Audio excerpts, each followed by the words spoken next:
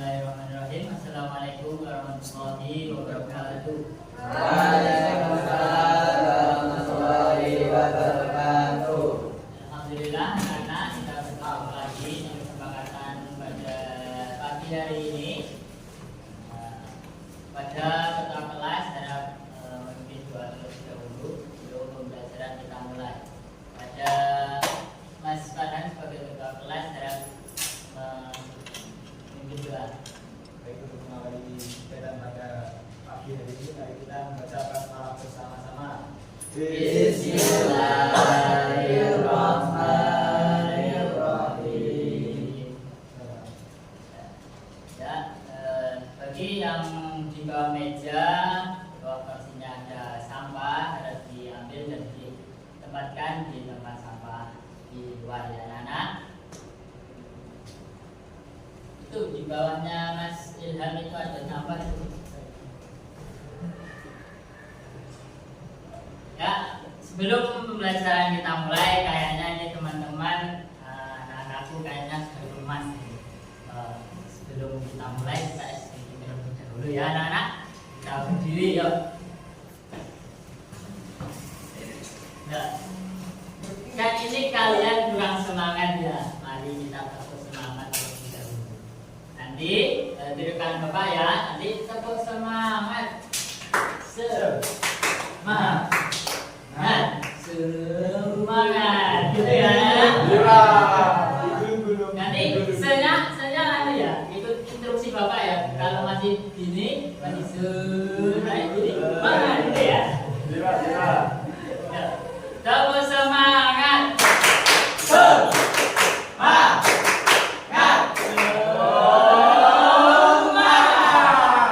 Lagi sekali lagi yuk. Tepuk semangat.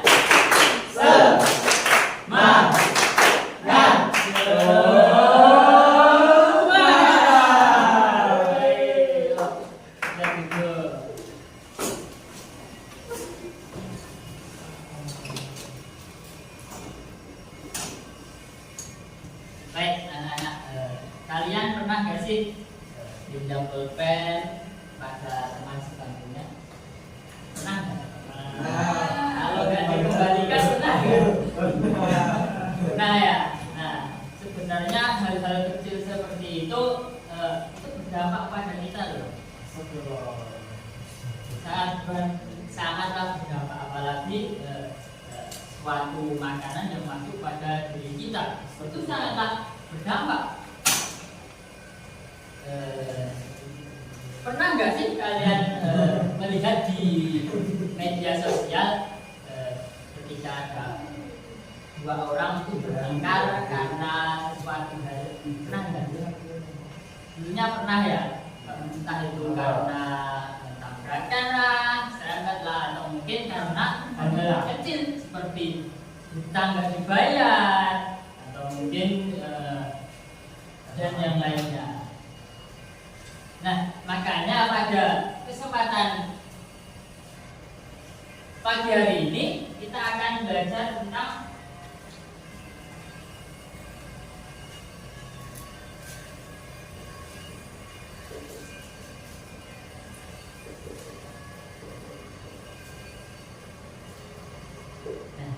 kita pagi hari ini akan belajar tentang hutang piutang. Apa sih hutang piutang itu?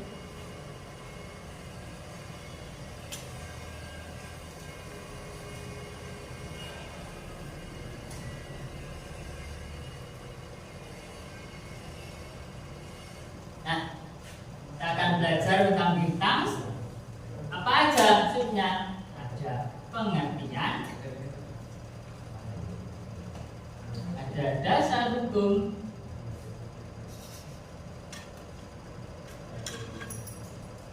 rukun dan syarat, dan adab dalam hutang. Nah, hutang piutang apa sih? Akad hutang piutang adalah pemberian sesuatu kepada seseorang dengan perjanjian bahwa dia akan mengembalikan sesuatu yang diterimanya dengan jumlah yang sama dan dalam jangka waktu yang telah disepakati. Seperti contohnya tadi, meminjam spidol atau meminjam pensil atau meminjam pulpen. Nah, kita harus mengembalikannya anak-anak. Kita kan sering karena lupa Pak. Ya kalau sudah ingat dikembalikan, ya nggak langsung diambil sendiri gitu. Dan mengembalikannya itu harus dengan jumlah yang sesuai. Kalau pinjamnya 1, itu harus mengembalikannya 1. Tidak boleh ditambahi. Ya, kalau ditambahi itu satunya itu dihitung dengan Coba kita lihat video pembelajaran kali ini.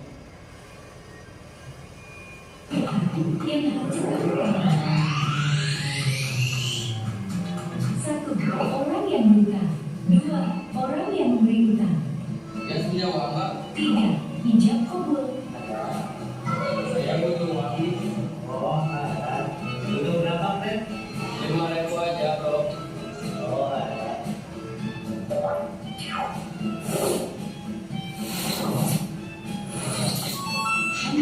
barang yang diutangkan. Thanks, Bro. 5, waktu pembayaran. Nanti minggu depan saya kembaliin. Oke.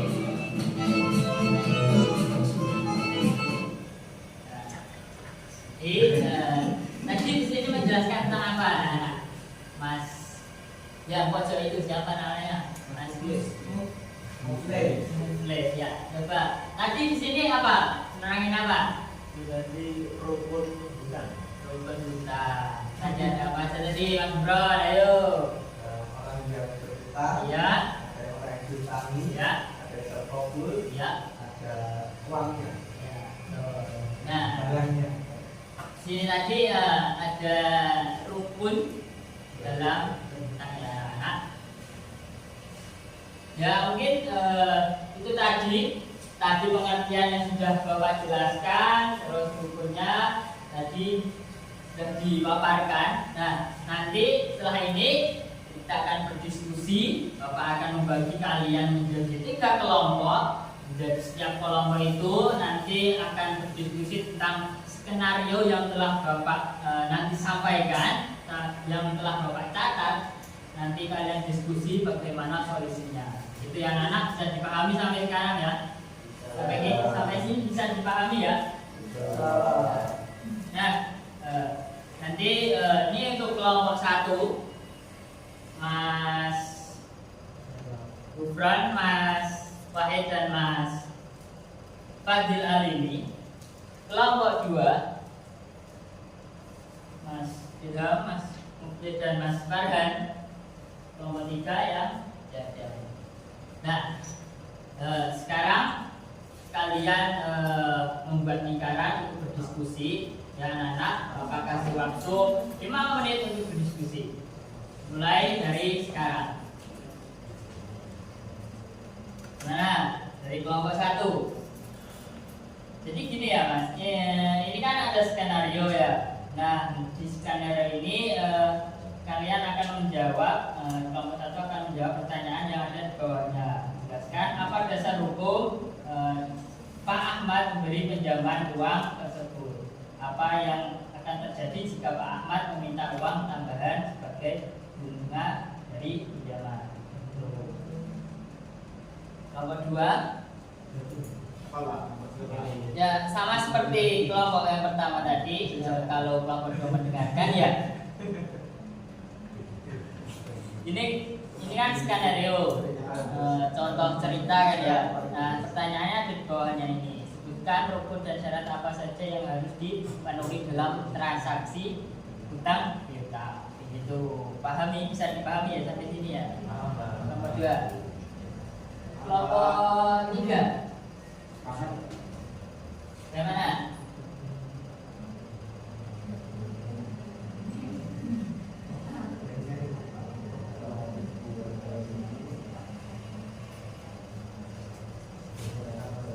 Sudah belum anak-anak? Kelompok 1 sudah? Kelompok 1 sudah?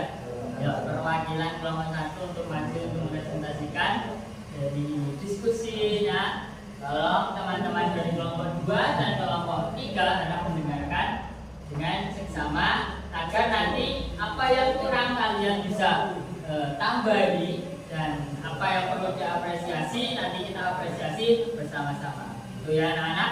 Bagi kelompok 1 perwakilan untuk maju ke depan untuk menjawab untuk presentasikan diskusi kesempatan pada hari ini.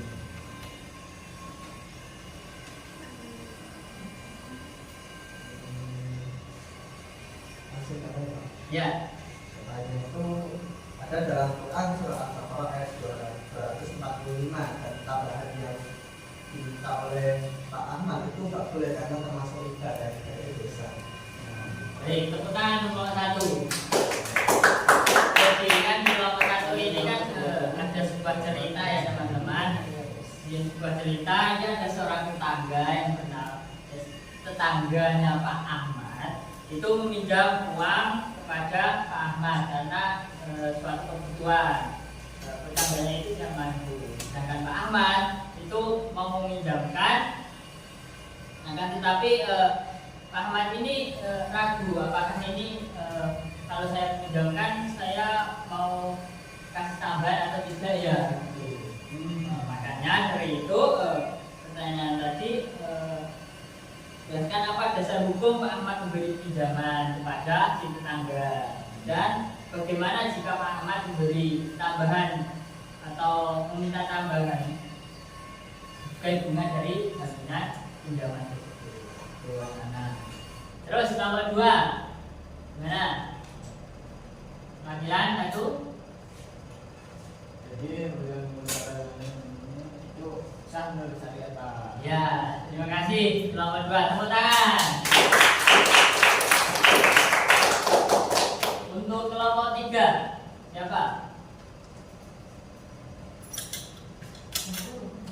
Kelompok 3, siapa? Ya. Ya. Atau yang ditinggalkan oleh peminjam yaitu seharusnya dia membayar utang terlebih dahulu sebelum membeli HP yang baru. Ya. Kemudian sikap Pak Ahmad seharusnya ia menegur karena dirasa sudah mampu, jadi seharusnya mengingatkan dengan cara yang baik. Terima kasih, tepuk tangan untuk kelompok 3.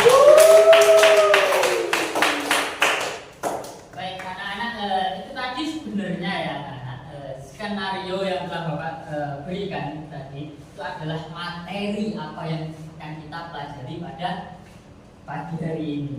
Tadi kelompok 1 itu tentang apa tadi? Tentang dasar hukum ketika utang-utang atau tolong menolong.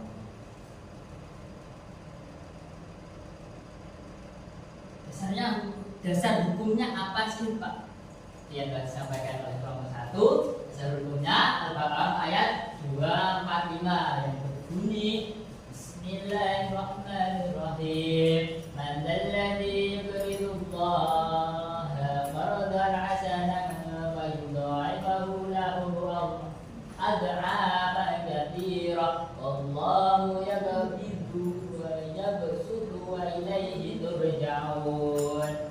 Artinya coba dibaca kelompok 1 tadi. Terima kasih Mas Wahid. Kelompok 1. Artinya siapakah yang mau beri pinjaman yang baik kepada Allah, dia akan melipat gandakan pembayaran atas pinjaman itu baginya berkali-kali lipat. Allah menyempitkan dan melapangkan rezeki, kepadanya lah kamu dikembalikan. Nah, ayat ini kita bisa sadar ya anak-anak bahwasanya Allah akan melipat gandakan apa yang telah kita pinjamkan kepada orang lain karena orang lain telah berusaha. Dan ini dihitung kan menjadi sebuah pahala untuk kita karena kita sudah menolong orang yang telah kesusahan.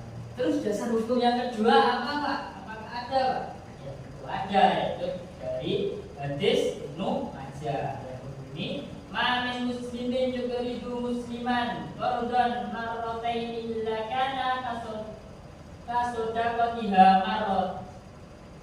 yang artinya tidak ada seorang muslim yang memberi hutang kepada orang muslim 2 kali kecuali seolah-olah dia telah bersedekah padanya 1 kali. Nah, itu tadi dasar hukum yang telah kita pelajari. Ada apa tadi? Yang pertama, surat Al-Baqarah ayat 245 dan hadis Nabi dari riwayat Ibnu Majah. Terus nomor 2. Nah, kelompok kedua kan tadi membahas tentang sebutkan rukun dan syarat apa saja yang harus dipenuhi agar transaksi Pak Ahmad dan rumusan tersebut sah. Nah, ini adalah materi kita yang kedua, yaitu tentang rukun dan syarat tentang hutang. Pertama, 2 orang yang berakat, itu pemberi dan si berutang. Nah, syarat pemberi hutang itu antara lain merdeka, balik, sehat, dan rasyid, yaitu pandai dapat membedakan yang baik dan yang buruk. Terus yang kedua, syarat yang berhutang itu orang yang termasuk kategori orang yang mempunyai ahdiyah, jadi kelayakan melakukan transaksi, yaitu merdeka, balik, dan berakal sehat. Terus dari segi hartanya apa Pak? Dalam segi hartanya, hutang itu harus suatu barang atau sebuah uang. Itu ya anak-anak. Kalau hal-hal yang tidak terlihat itu boleh nggak sih Pak? Kalau dihutang jelas tidak boleh ya anak-anak, karena hal itu masih boleh. Hartanya diketahui kadar dan sifatnya. Nah, ini tadi yang telah Bapak jelaskan bahwasanya tadi harta atau hutang itu harus berupa sebuah barang atau sebuah uang. Yang terakhir yaitu sigot ijab qabul. Saya memberi hutang kepadamu atas dasar tolong menolong. Baik, terima kasih. Saya terima kasih karena sudah dijalankan. Itu adalah sebuah ucapan atau ijab qabul dalam hutang nikah. Terus dari kelompok 3 tadi membahas tentang adab dalam berhutang. Apa sih Pak adab dalam hutang? Apa saja? Yang pertama yaitu seorang yang memberi hutang tidak mengambil keuntungan dari apa yang dihutangkannya. Nah, ketika kita menjadi seorang yang memberi hutang, kita jangan membebankan orang yang berhutang itu sedang bertambahi. Karena hal yang seperti itu, uang yang telah ditambahi itu akan menjadi haram karena riba. Itu ya anak-anak. Selanjutnya yaitu menulis perjanjian secara tertulis supaya dengan sanksi yang bisa dipercaya. Nah, kan kita sebagai manusia kan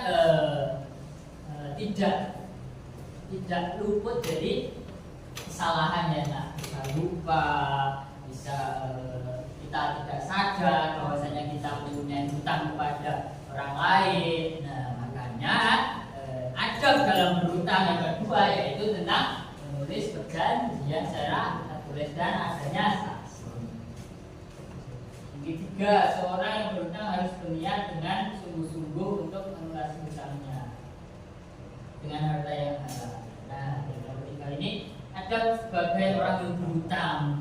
Kita kalau berhutang segeralah mengembalikan ketika kita sudah mempunyai sebuah harta, karena hal itulah yang akan dapat menimbulkan kepercayaan bagi si pemberi hutang. Wah, ini bocah ini mengembalikan barangnya dengan tepat waktu. Wah, karena itulah jadi sebuah kepercayaan. Kepercayaan itu sebuah hal yang penting, Pak. Yang keempat yaitu berhutang pada orang yang berpenghasilan halal. jangan berhutang pada orang yang berjudi, pada orang yang memiliki diskotik atau yang lain. Itu jangan ya. Karena sesuatu yang haram, walaupun kita mencarinya dengan halal, itu tetap haram, karena didasari dengan haram terlebih dahulu. Nah, berhutang dalam keadaan darurat atau terdesak. Jadi ketika kita dalam hal terdesak, kita boleh kok berhutang, anak-anak. Malah kalau terdesak dengan terdesak-desaknya, itu kita malah dihukumi wajib loh. Dihukumi wajib dalam berhutang. Kalau berhutang itu sebenarnya hukumnya itu mubah, dibolehkan. Kalau yang memberi hutang itu disunahkan, karena dalam dasarnya tolong menolong. Nah, menjadi wajib karena apa? Karena itu tadi terdesak dengan sedesak-desaknya. Kenapa pepet banget? Terus bisa haram kenapa? Ada yang tahu nggak bisa haram? Nah, betul. Ketika mau berjudi, kita mau pinjol, itu haram, susah banget itu. Ya, terima kasih. Itu saja materi kita hari ini. Kelompok 1 tadi tentang dasar hukum, kelompok 2 tadi tentang rukun dan syarat, kelompok 3 tadi tentang adab dalam berhutang. Kayaknya ini ngantuk ini. Kita harus semangat lagi kayaknya. Yuk, berdiri yuk. Yuk.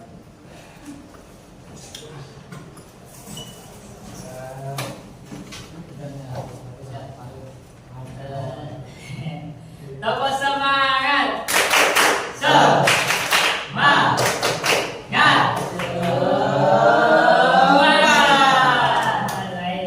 Duduk ya. Ngantuk. Nah, mungkin itu saja yang mungkin Bapak bisa sampaikan. Saya sampaikan minggu depan kita akan belajar tentang korban ya. Nah, bagaimana situasi korban, terus syarat apa saja kalau kita mau berkorban, dengan niat apa, itu ya anak-anak. Itu akan kita pelajari di minggu depan. Semoga dengan adanya pembelajaran hari ini kita semua bisa mengambil hikmahnya, bisa menerapkannya di kemudian hari. Sebelumnya kita simpulkan terlebih dahulu apa saja yang kita lakukan pada pagi hari ini. Kelompok 1 tadi, Pak. Nah, kelompok 1 tadi membahas apa?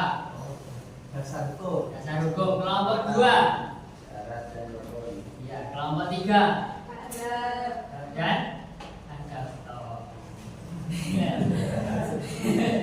Baik, itu saja ya teman-teman. Mungkin yang bisa Bapak sampaikan. Apabila ada tutur kata yang salah, Bapak mohon maaf yang sebesar-besarnya. Bapak akhiri. Wabillahi taufiq wal hidayah. Wassalamualaikum warahmatullahi wabarakatuh. Waalaikumsalam.